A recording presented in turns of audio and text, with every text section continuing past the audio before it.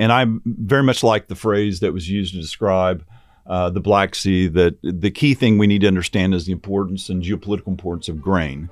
The Black Sea is to grain what the Persian Gulf is to oil.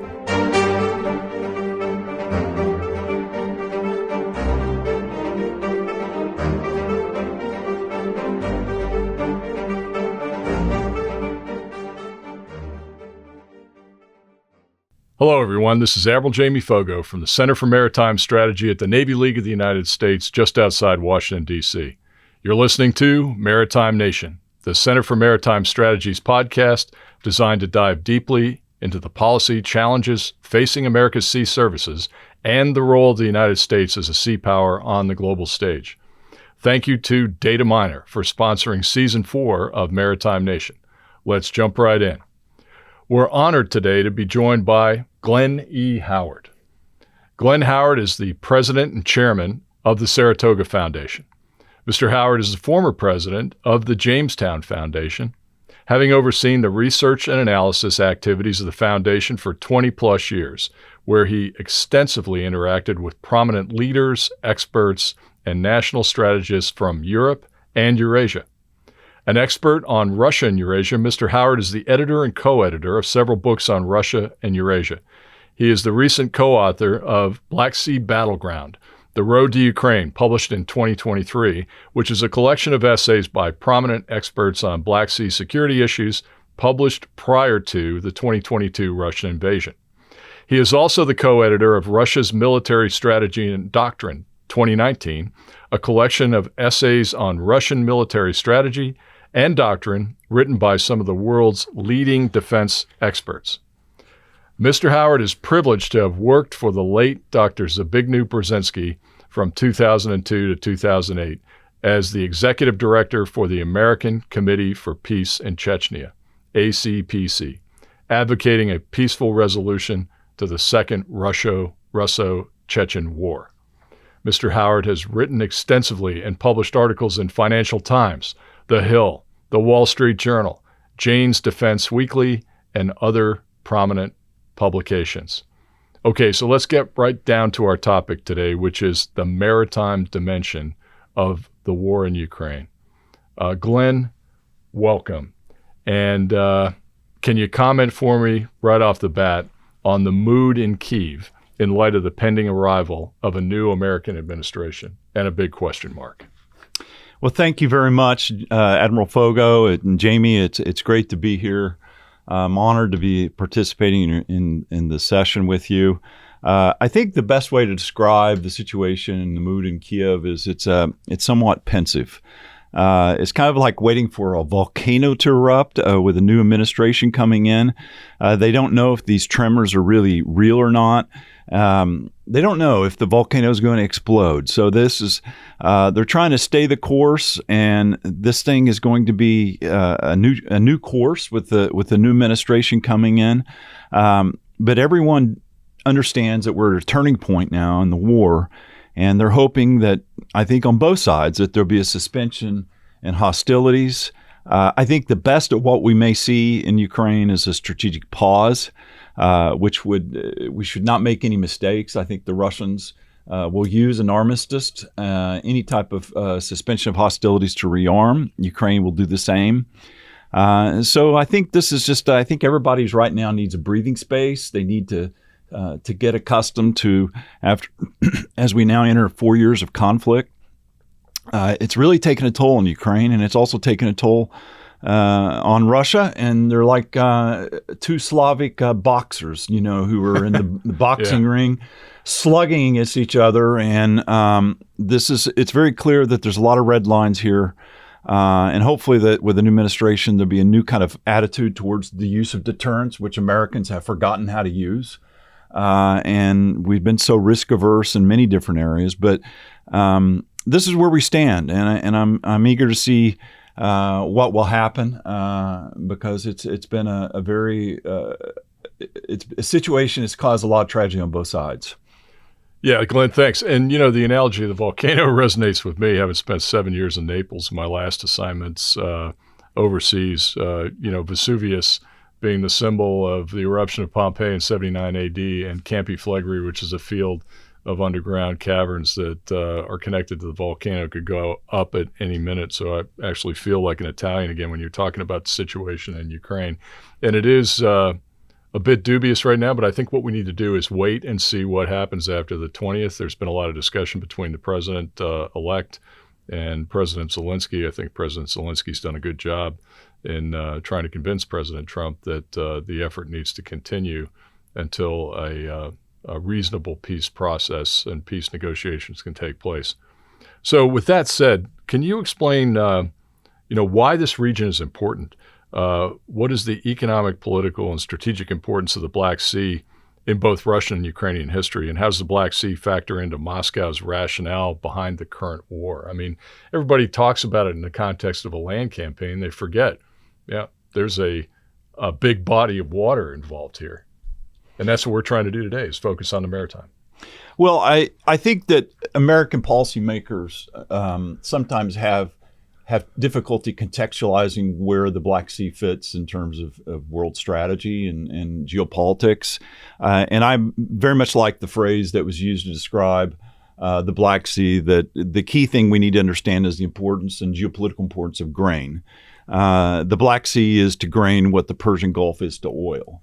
And so it begins with strategy in Black Sea. From that, ever since the Athenian convoys were carrying grain to ancient Greece from the Black Sea, it's had a very important strategic importance. In fact, the concluding battle of the Peloponnesian Wars was fought in the Bosphorus. So the Battle of Augustopoli. So I think that when we look at the Black Sea, we got to understand the strategic importance of Sevastopol. And so the conquest of Crimea by Catherine the Great made Sevastopol into a very important naval base. And I think we need to understand that the Crimean Peninsula is a platform for power projection. The Russians would have never been able to project power into the Mediterranean without Crimea. And so if we look at all the strategic problems that the Russians have had and caused the U.S. Navy in the Black Sea, not in the Black Sea, but in the Mediterranean, you will see that the kilo subs and all that they all come and emanate from Crimea. So when we look at Sevastopol, in fact, the Russian Admiral Nakhimov, who was actually born in Ukraine, who defeated the Turks in 1853 in a preemptive attack on Sinope in Turkey, said that he who controls Sevastopol controls the Black Sea. And so when you look in a 360-degree circle, you can see how Sevastopol and Crimea affect grand strategy in the Balkans and its ability to project power. It affects the Caucasus. It affects Turkey. And so we've come a long ways from there. And the Black Sea is one of two maritime flanks for Russia. You have the Baltic and you have the Black Sea. And Russians do think and look at this region in a continental mindset.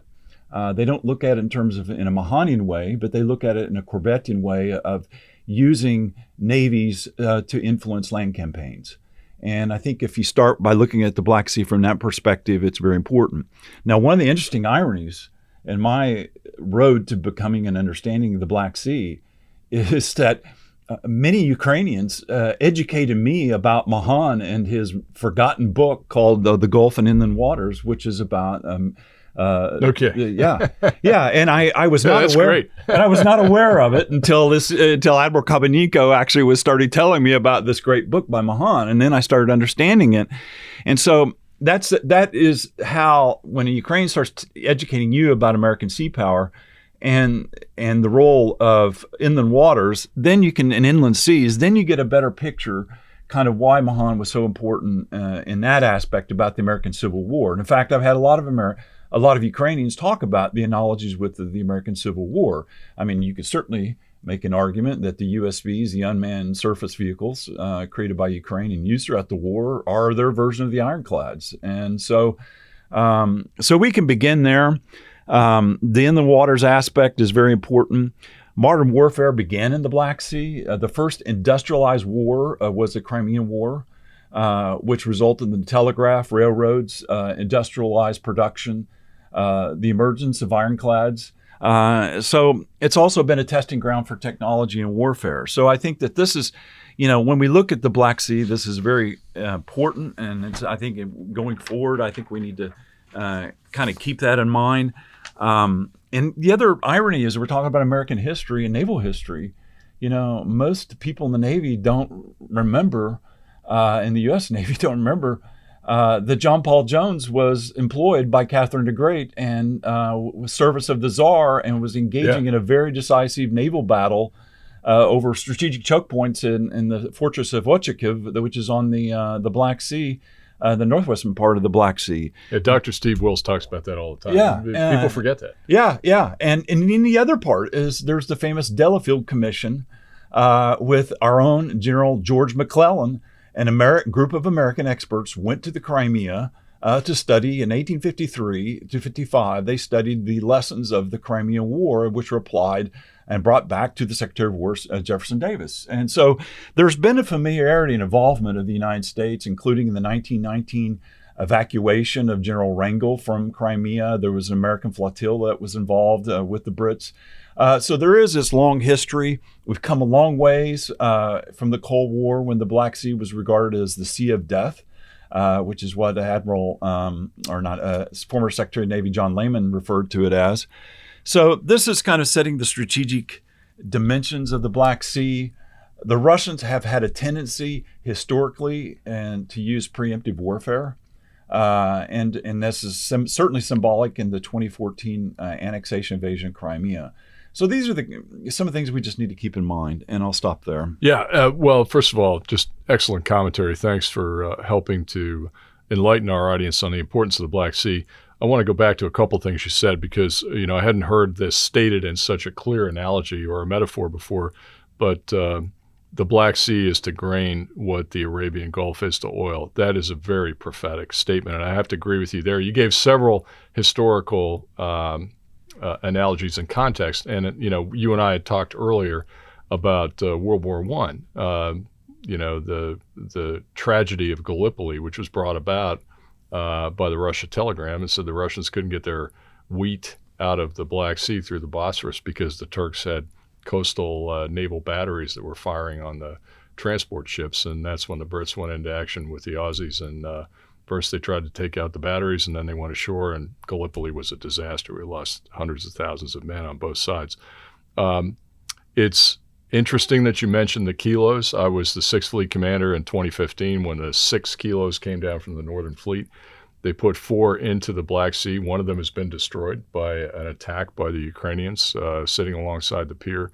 And most recently, 1 or 2 of those kilos stayed in the Mediterranean and were located in Tartus or Latakia and were forced to leave as a result of the collapse of the Assad regime and Russia's influence there. And that kilo left the Med, good riddance, just last week.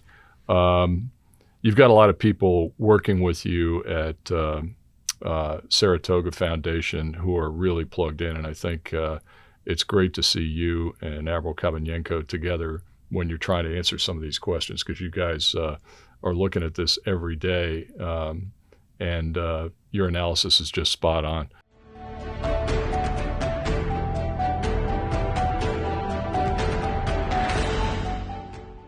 Let me shift to current day and hybrid warfare.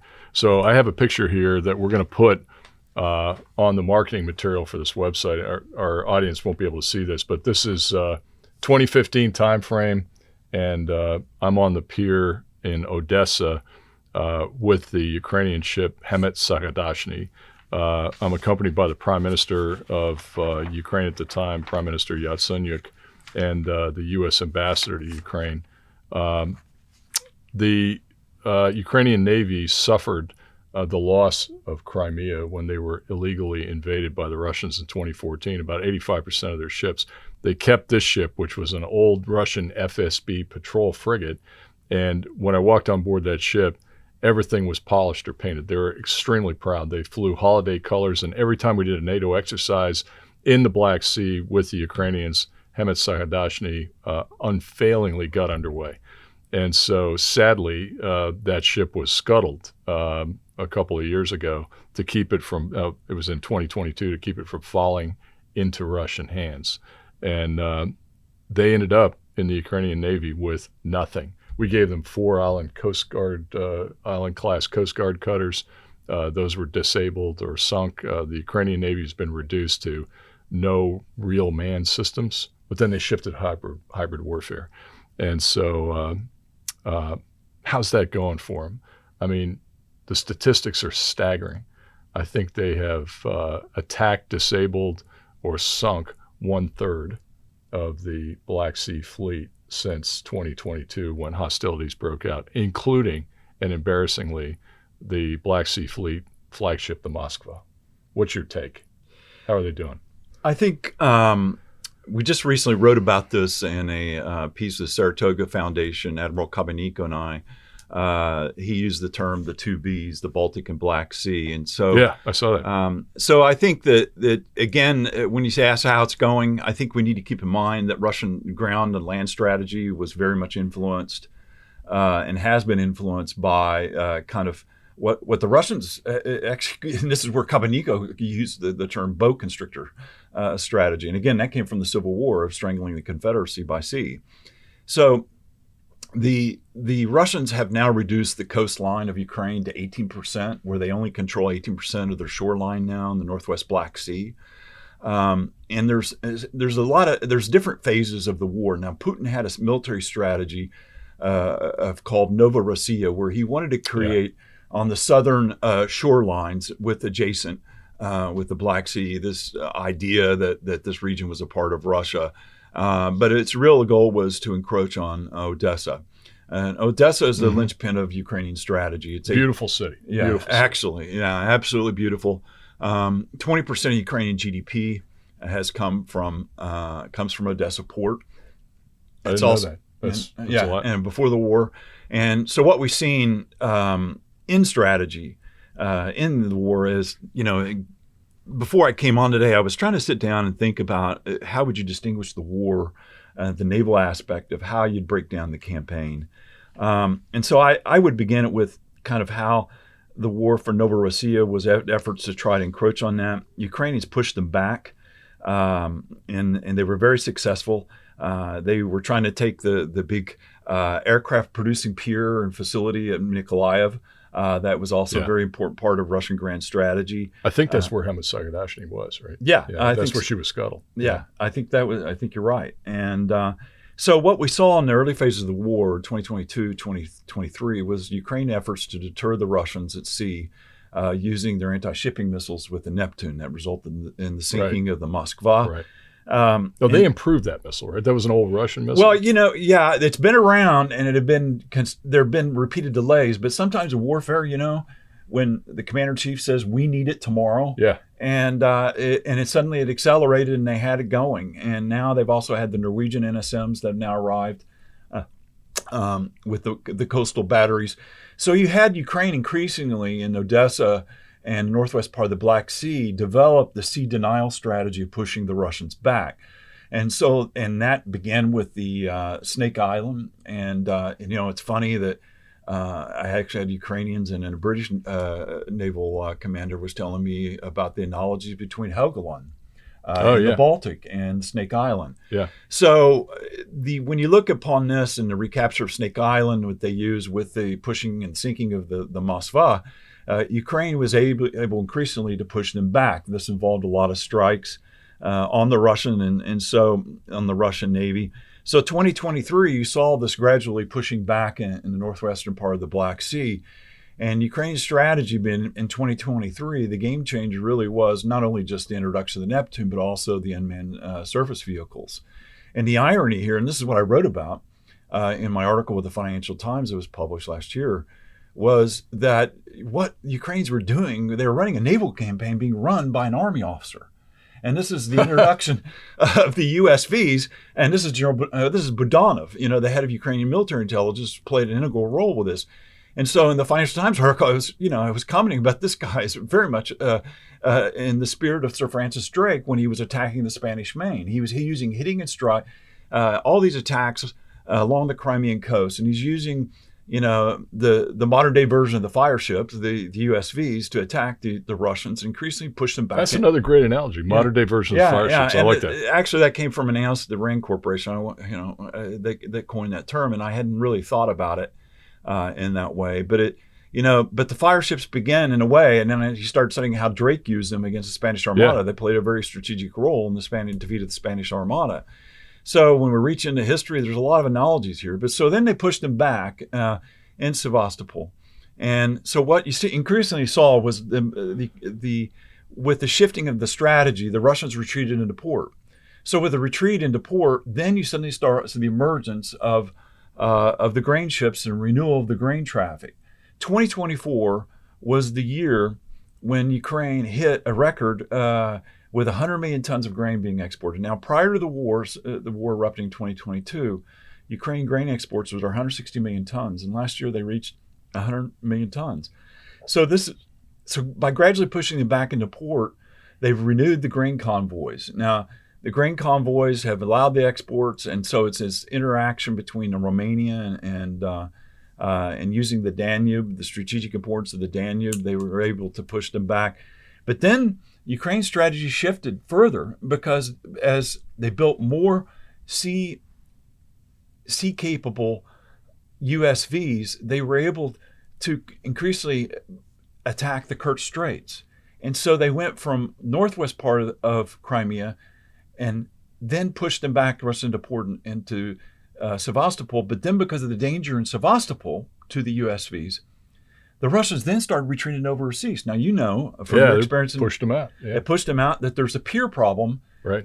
Due to overcrowding in Novorossiysk. So the Russians were all bunched up into Novorossiysk, and then they've got the Ukrainian USV circling. And then what happened in March of 2024 were very important. You saw the emergence and the sinking of the Sergei Kotov patrol ship.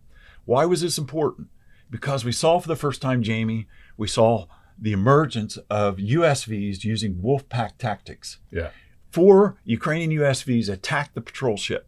I saw that video from both sides. It was from the Russian side or from the USV side. It was absolutely amazing. And the Russians had not been able to figure out a way to deter the USVs.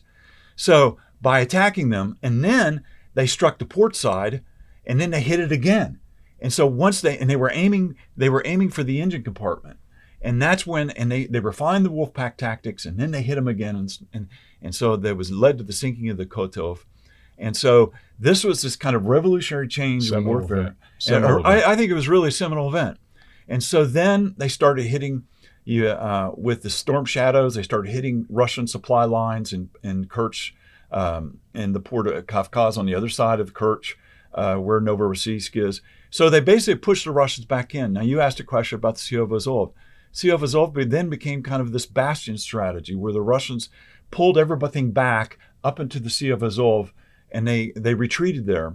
And so, I think another part of the seminal event in 2024 that the Ukrainians have talked about is that the attacks on the Russian fleet forced them into port. They were refusing to come out. And what happened was they interdicted supply lines with the so-called Syria Express to Syria. Now, we're all talking today about Tartus. A lot of key, yeah. And the supply lines the Russians had now through the Montreux Conventions, Russians could still supply ships, send them through the Bosphorus to resupply Russian forces in Tartus. But what happened in the spring of 2024 is the Ukrainian USVs suddenly started attacking with the sinking of the Kotov. They suddenly started threatening the cargo ships. And the Russians made a strategic move to pull those cargo ships back. Long story short, it interdicted the supply lines to Tartus because they had this genuine fear of being attacked.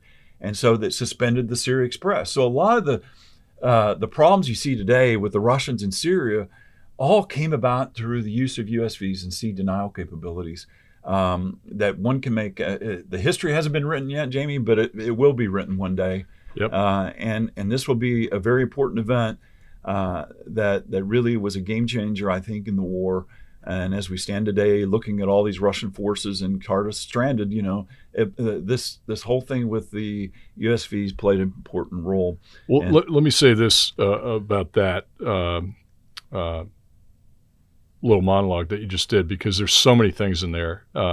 and I want to catch up with our listeners. So, first of all, you talked about the Russians now only control 18% of the Ukrainians coastline. Ukrainians control 18% of the coastline in the Black Sea. Is that correct? Yeah. Of their shoreline. Of their shoreline. So the Syrian Express and your discussion of the Syrian Express as materiel and resources are coming out of the Black Sea and going to Syria reminds me of Mahan again and Garrett, of course. Go after the supply chain. And I think that's going to be critical in places like the Western Pacific, so we can certainly take a lesson learned there. You mentioned the naval strike missile, and that's started as the Norwegian strike missile. I saw it on hovercraft up in Norway when I was 6th Fleet Commander. Admiral Greenert was the one who was so impressed. He goes, "Hey, we need that for the United States Navy." Bought some of those. We put it on LCS, tested it on Gabby Giffords, renamed it Naval Strike Missile, not Norwegian Strike Missile, and it's lethal. I've seen it from the shore box launcher on Baltops when I commanded Baltops, because the Poles had a couple of trucks and they brought them up to the shore and they wanted to demonstrate it for me, and it was absolutely phenomenal. So with Ukraine having that capability now, it does not surprise me that the Russians have been unable to conduct a successful amphibious landing in someplace like Odessa, and we want to make sure that we keep it that way. You talk about overcrowding and the pushing of the Russians from Sevastopol to Novorossiysk. I mean, that was absolutely amazing. And we have problems with pier space in naval bases and naval concentration centers all over the United States and also overseas. The Russians had brought down a majority of the Caspian Sea fleet through the Sea of Azov to fight in the Black Sea. And either they had to go back or they had to make some space in Novorossiysk, because that's really the only safe haven that they have right now. And to think that they say that they control Crimea and Sevastopol, it's a misnomer. That is absolutely not true. So thanks for that very interesting set of data for our listeners.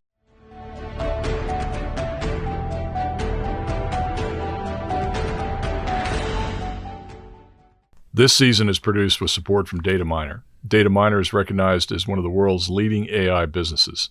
The company's clients are the first to know about high-impact events and emerging risks so that they can mitigate and manage crises more effectively. Dataminr solutions are relied on 24/7 by hundreds of clients, including the Department of Defense in over 100 countries across 6 continents, to help them solve real-world problems. Here at CMS, our whole team uses Dataminr's First Alert to stay up to date on breaking news or crises that impact our national security or the security of our allies and partners.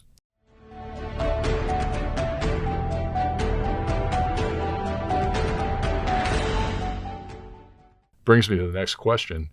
With their success, I mean, the Ukrainians are being hit every day.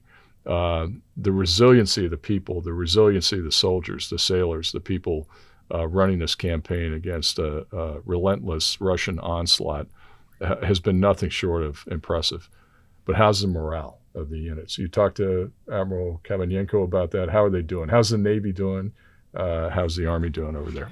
I think the Navy is certainly very confident. They're emboldened by the developments at sea, and I think that they continue to feel they know that this year is going to be critical, a very critical year for them. Yeah, I'll say. There's a lot of rumors that the Russians are going to go back after Odessa and the grain convoys again. And they're going to be looking at, they themselves, the Russians, are improving their own UAV capabilities on their ships, and that there's a danger that they may be attacking and trying to hit the cargo ships. But the Ukrainians have used very successful naval tactics in hugging the coastline.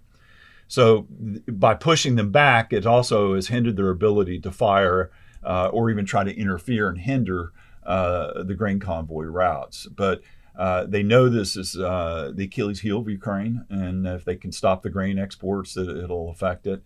And, you know, what's interesting is people don't realize that even in Africa, the Russians and Ukrainians are competing in places like Mali and Niger and Sudan they're competing for grain for that market. So the geopolitical extension of grain goes just beyond the Black Sea, and it's a battle for hearts and minds in Africa, and the Russians are using that as a part of their tool. But so are the Ukrainians, and Ukrainians are counting that. So as we go in towards a ceasefire, there's certainly a manpower problem. I think that we never imagined, and I certainly never imagined there'd be 10,000 North Koreans in Kursk. Yeah. Well, supposedly, I think in your reporting, Zelensky is claiming that a third of those troops have been eliminated, which is astounding. Well, actually, the Times of London today posted a piece about how they're using North Koreans are being used as mine vehicles. Yeah. So they're using them in this way. But the point here that we in the West and people study the military need to understand is there's an attrition aspect of warfare that the Russians have revived. And I use the phrase that they're going to fight to the last buryat, and they will use their nationalities. They're recruiting people from Nepal to fight in the war, even as far as Africa. They were bringing in Somalis. So they will go to whatever means possible, paying $2,000 a month to fight. And so Ukraine has had its own manpower problem. It has about 1 million Ukrainians in Poland that have fled, and so there's a manpower problem. They don't want to reduce the draft age below 25. So Ukraine needs to adjust. It needs a strategic pause right now. I think that Europe has to militarily reindustrialize and prepare for industrialized warfare and basically deindustrialize itself. Well, we do too. Yeah. I mean, I'm all in favor of Defense Production Act for ordnance because the magazine is slowly depleting, or quickly depleting, rather. So they've got to get back up to this war footing, and so that's why when you ask about the mood, they know that time is not on their side. And I think that in the previous 4 years, when we look back at what's happened in Ukraine since 2022 invasion, is that we should have been, I think, corrected our strategy and realized that the time was not a factor that would favor Ukraine. We couldn't just sit back and give Ukraine everything that it needed and hope that it would fight. Now, some people have said, and some Ukrainian colleagues have said, they're fighting what General Washington used was a Fabian strategy, basically of trying to use territory for ground to bleed the Russians in manpower to the point where they would throw in the towel and say, okay, we've had enough. But the point is now is that it's also reached that bleeding point with Ukraine.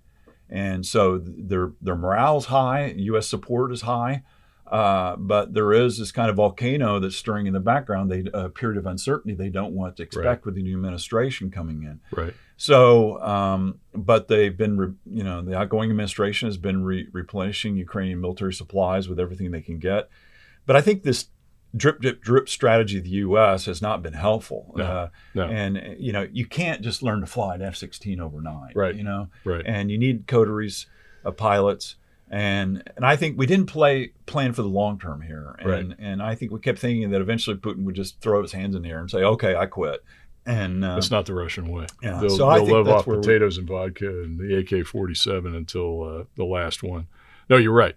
And the incrementalism, a strategy of not deterrence by denial before the Russian attack, but punishment after the Russian attack, and incremental punishment where, no, we can't send M1 tanks. No, we can't send M16 or F-16s.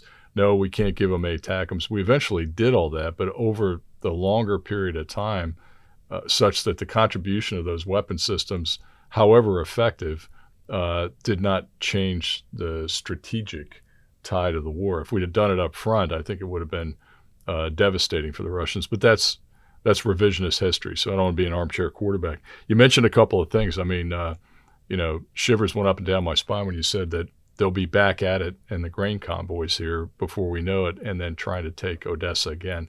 That's where I hope this naval strike missile and fortifications ashore and at sea and mine warfare, as heinous as that is, will prevent the Russians from coming ashore. And wheat really is the Achilles heel, enlightening what you said about Africa and the competition down there. And it's not just Ukraine and Russia, but also China competing for hearts and minds down in Africa in direct competition with us. And the fact that, 1 million Ukrainians are in Poland and they're having trouble, replenishing the ranks. I mean, 600,000 Russians have died. I've seen variable statistics on how many Ukrainian brave soldiers, sailors, airmen have died. But they got to get that right, because people want to see them fight for their destiny. And if it takes a pause, perhaps, if there's some kind of a reasonable peace deal that comes on the horizon in 2025, then perhaps that gives them an opportunity to do that. You mentioned earlier the Sea of Azov. That's one that's very interesting to me, because I saw all this unfold when I was over there at Sixth Fleet and then Naval Forces Europe. Admiral Voronchenko, whom I'm sure you know, was a former CNO friend of mine, came to Naples. We did a conference on the Black Sea with all the Black Sea members except the Russians. Turks were there. All of our allies and friends were there. Our ambassadors were there.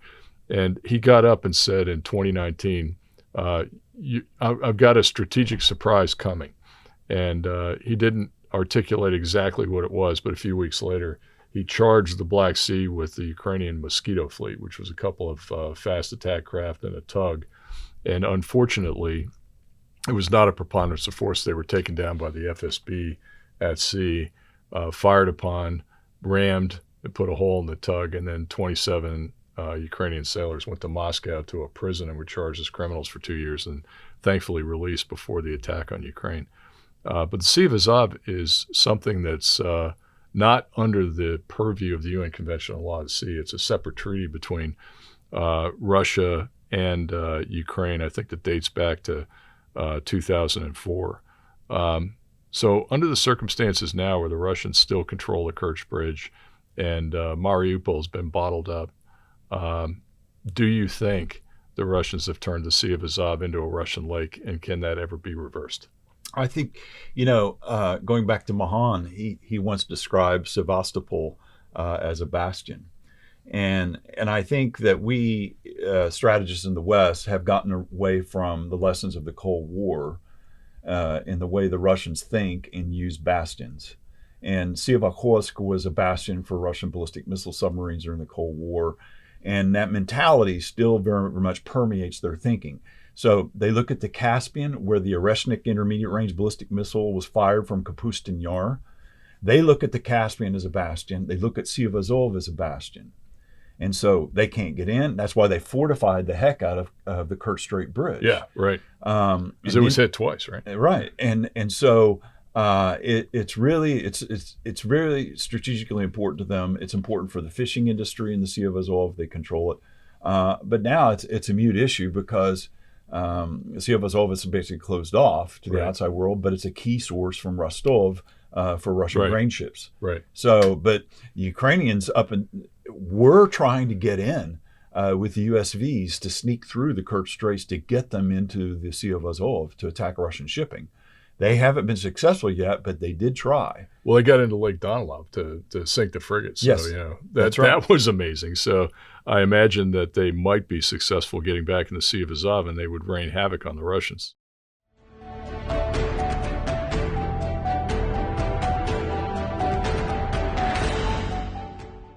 Okay, last question for today.